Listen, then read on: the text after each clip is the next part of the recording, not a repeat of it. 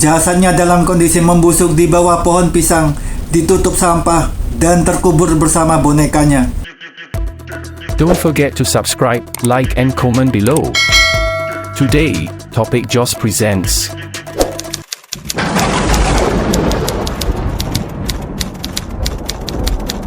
Pembunuhan Angeline McGawe merupakan peristiwa kekerasan terhadap anak perempuan yang berusia 7 tahun yang terjadi di kota Denpasar, Bali pada tanggal 16 Mei 2015. Peristiwa ini menjadi populer dalam berbagai media di Indonesia, diawali dengan pengumuman kehilangan anak tersebut dari keluarga angkatnya melalui sebuah halaman di Facebook yang berjudul Find Angeline, Bali's Missing Child.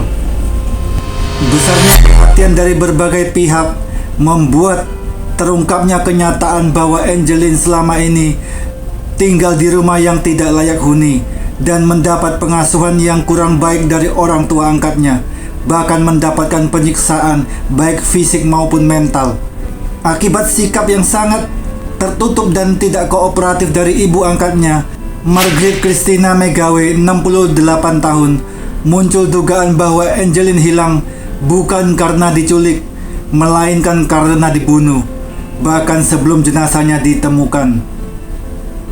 Jasad Angeline kemudian ditemukan terkubur di halaman belakang rumahnya di Jalan Sedap Malam, Denpasar, Bali pada hari Rabu tanggal 10 Juni 2015 dalam keadaan membusuk dan tertutup sampah di bawah pohon pisang setelah polisi mencium bau menyengat dan melihat ada gundukan tanah di sana. Selanjutnya polisi menyelidiki lebih mendalam dan menetapkan 2 orang tersangka pembunuh, yaitu Agus Hambamai, pembantu rumah tangga, dan Margaret Christina McGawe, ibu angkatnya. Kepada gurunya, Angeline sering bilang pusing di sekolah dikarenakan belum makan. Mengenai hal ini, Margaret membela diri bahwa Angeline memang tidak suka makan dan cuma mau minum susu saja. Padahal ketika diberi makan di sekolah oleh gurunya, ternyata Angeline bisa sampai menghabiskan 2 piring makanan yang disediakan. Mengetahui keadaan yang dialami oleh Angeline, kepala sekolahnya I Ketut Ruta sempat berniat untuk mengadopsi anak tersebut. Ia meminta wali kelas Angeline untuk menyampaikan niatnya kepada Margaret, namun Margaret melarangnya dengan alasan Angeline mempunyai tanggung jawab berupa berbagai tugas dan kewajiban yang harus dilakukannya di rumah. Walaupun banyak bukti yang menyatakan Margaret adalah seorang yang temperamental, tetapi ia tetap tidak mau mengakui kesalahannya sebagai ibu angkat yang tidak mengasuh Angeline dengan baik, apalagi sampai melakukan kekerasan. Ia mengaku menyayangi Angeline dan anak itu pun menyayangi dia. Ia berdalih memberi berbagai tugas kepada Angeline semata hanya untuk mendidiknya agar mandiri. Ia mengaku tidak mau dipisahkan dengan Angeline, sehingga ketika mendengar bahwa Komnas Perlindungan Anak akan mengambil hak asuh anaknya, ia berang, ia marah, dan menyatakan akan membunuh siapapun yang akan mengambil anak itu dari sisinya.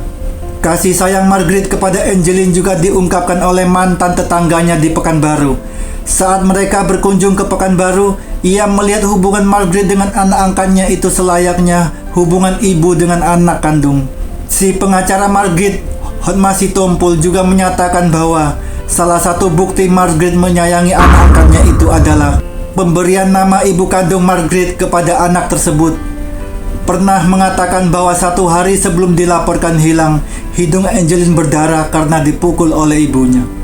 Pencarian Angeline terhenti setelah ia ditemukan dalam keadaan tewas terkubur di halaman belakang rumahnya pada hari Rabu 10 Juni 2015. Jasadnya dalam kondisi membusuk di bawah pohon pisang, ditutup sampah, dan terkubur bersama bonekanya.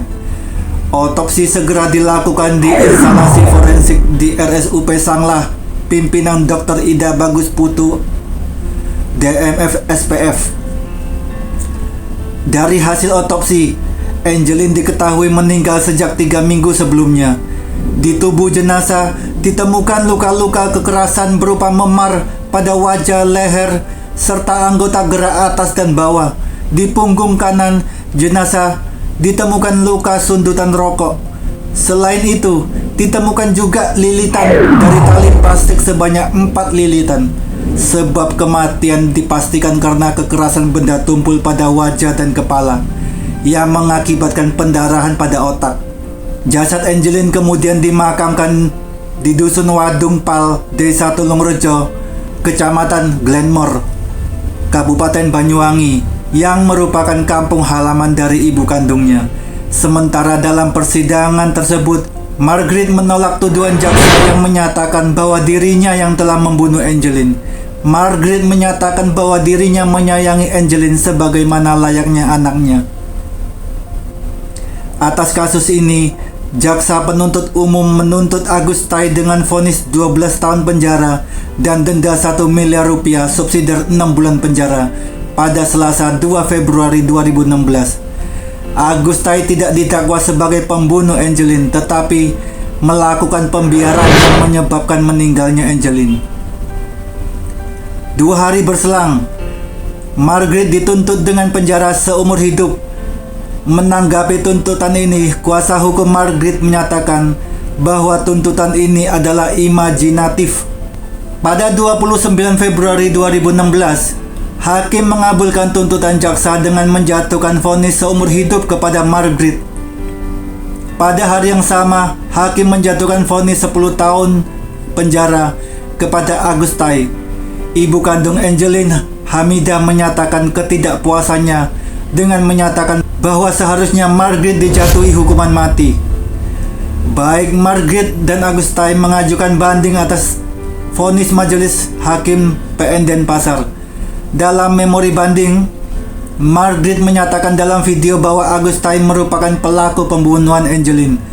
Namun demikian, pada Mei 2016, Hakim PT Bali menguatkan vonis yang dijatuhkan oleh PN Denpasar. Dan kembali tidak puas atas vonis hakim, keduanya mengajukan kasasi ke Mahkamah Agung. Namun demikian, vonis tetap tidak berubah setelah Hakim Agung menguatkan putusan sebelumnya pada Februari 2017.